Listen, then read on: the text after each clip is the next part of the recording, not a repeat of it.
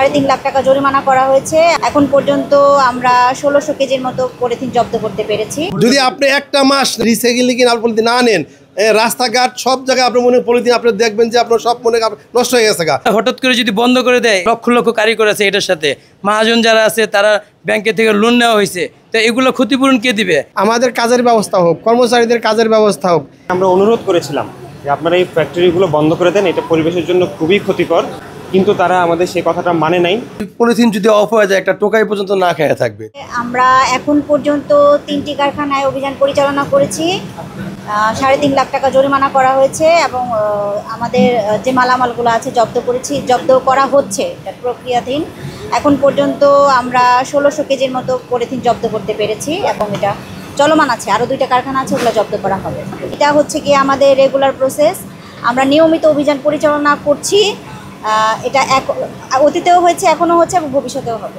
এর মধ্যে আমি পলিথিন কারখানায় যেগুলো অভিযান করেছি সিলগালা করা হয়েছে, আমার কাছে এরকম কোনো তথ্য নাই যারা এরা সিলগালা নিজেরা খুলেছে। ঠিক আছে, হয়তো এটার জন্য পরিবেশ অধিদপ্তরের পারমিশন লাগবে, আমাদের ডিজি স্যারের পারমিশন লাগবে। ডিজি স্যারের পারমিশন নেওয়ার পরে তারা এটা পরিচালনা করতে পারবে। কারণ আপনারা জানেন আমরা ইউটিলিটি সংযোগ বিচ্ছিন্ন করি, বিদ্যুৎ সংযোগ বিচ্ছিন্ন করি, এটার সাথে বিদ্যুৎ বিভাগ জড়িত।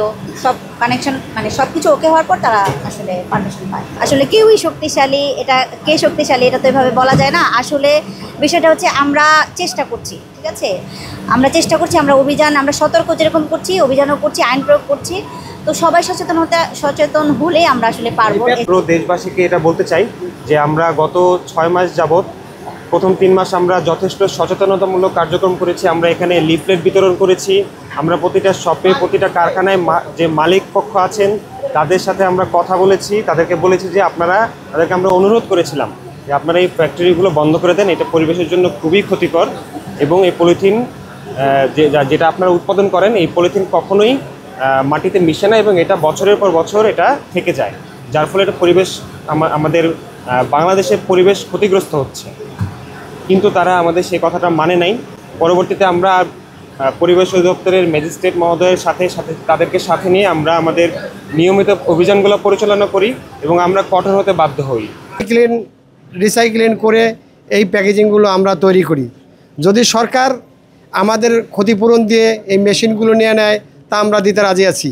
আমাদের কাজের ব্যবস্থা হোক, কর্মচারীদের কাজের ব্যবস্থা হোক, আমরা চাই। সরকার আমাদের বিকল্প কোনো ব্যবস্থা দিতে পারে নাই। যখন 2002 পলিথিনটা বন্ধ হয়, তখন থেকে তারা যখন বন্ধ করে, আমরা হাজার হাজার লক্ষ লক্ষ কোটি টাকা এটার ভিতরে ইনভেস্ট করা, লোন নেওয়া, তো সরকার আমাদের পুনর্বাসনও দেয় নেই, ক্ষতিপূরণ দেয় নেই।